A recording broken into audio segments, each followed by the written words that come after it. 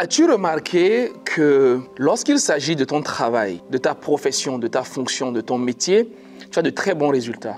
Et lorsqu'il s'agit de ta vie, beaucoup de tes projets restent en attente. As-tu déjà réfléchi à cela un moment? J'ai le privilège d'accompagner des professionnels, des cadres, des managers, des directeurs à différents niveaux, des chefs d'entreprise. En ce moment, nous accompagnons, nous avons 2 ateliers de formation en cours. Nous avons des senior managers que nous formons sur les questions d'intelligence émotionnelle et nous avons également une session du laboratoire, donc notre atelier d'oratoire qui est en cours. Et le constat reste le même. Cette situation ne fait que se confirmer. Nous rencontrons au quotidien des cadres brillants, compétents, investis, et c'est peut-être ton cas, capables d'avoir des performances extraordinaires quand il s'agit du travail, quand il s'agit du bureau, quand il s'agit des objectifs professionnels, quand il s'agit de leur fonction. En revanche, quand il s'agit de leur vie, de leur santé, de leurs projets personnels, privés, de la famille, de leur santé, de leurs ambitions, de leur vision, c'est le retard. C'est parfois la catastrophe même. C'est peut-être ton cas. Et dans cette vidéo, je propose de partager un outil, une clé, une seule.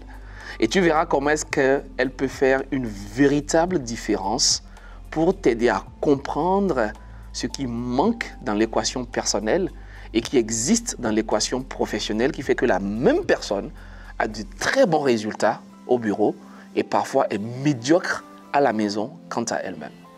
Bienvenue, je suis Gaius Yokossi et à Baraka Gates, nous croyons que chaque personne est une baraka. Et l'idée, le but de ce canal, c'est de réfléchir ensemble et de proposer des ressources, des outils, des méthodes qui permettent à chaque personne de libérer pleinement sa baraka.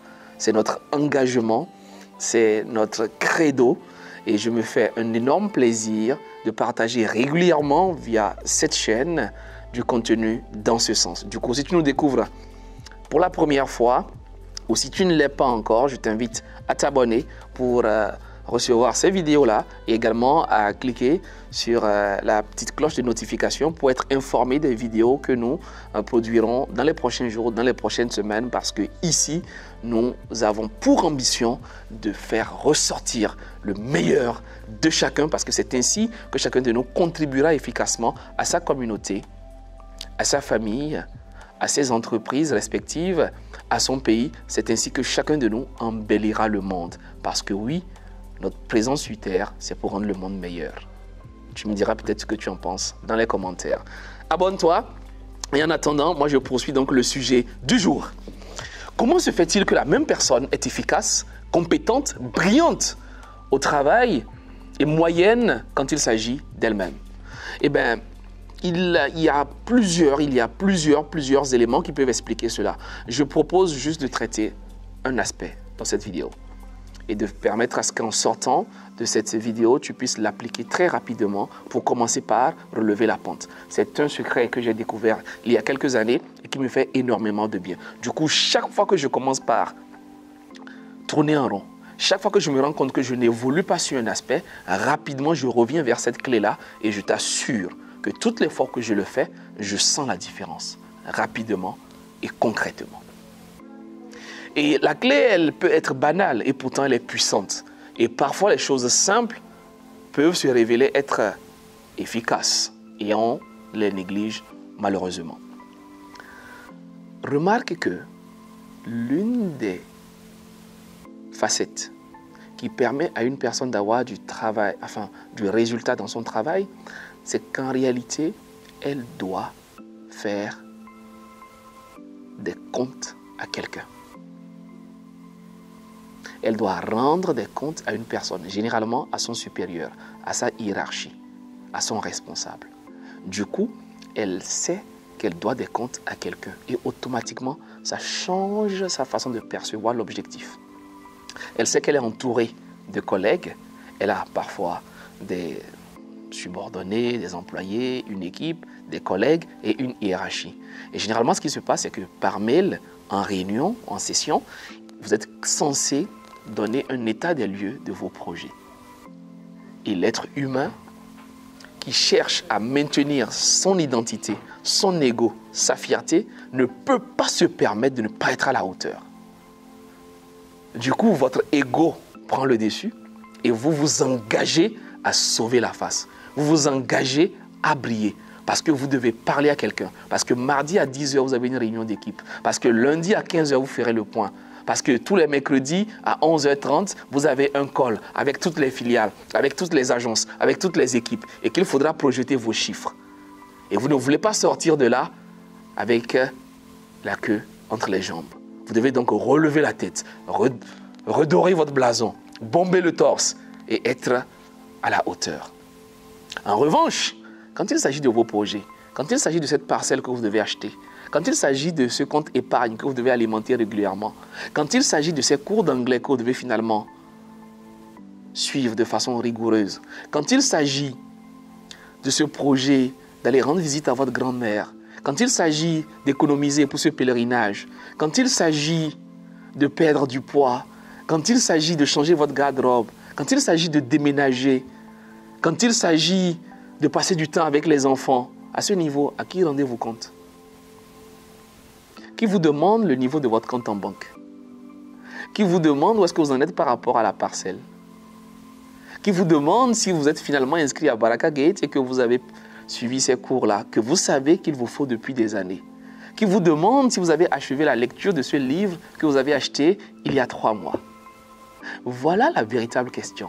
Rappelez-vous ce qui nous a aidé souvent à finir nos cours. Vous vous rappelez à l'école? La pression des parents. Les parents qui demandent ton diplôme, qui demandent tes notes, qui demandent ton bulletin, qui demandent ton relevé. Ce matin, justement, dans la formation que nous avions avec des senior managers, il y en a une qui est arrivée en retard. Pourquoi? Parce qu'elle était passée à l'école pour récupérer le bulletin de sa fille. Parce que les parents sont intéressés. Ils vérifient, ils contrôlent. Et c'est ce qui explique que plusieurs personnes qui finissent par s'inscrire plus tard à leur propre compte, à des études supérieures en master, ne finissent pas leur master. Il y en a qui n'ont pas soutenu jusqu'à aujourd'hui, après 3 ans, après 5 ans, après 10 ans. Pourquoi? Parce qu'il n'y a pas de redevabilité, parce qu'il n'y a personne qui est là pour vous demander où est-ce que vous en êtes, parce que vous ne rendez compte à personne. Et ça, c'est un souci majeur qu'il faut régler pour pouvoir avancer dans la vie. La clé, c'est donc, vous l'avez certainement compris, d'avoir quelqu'un à qui vous rendez des comptes.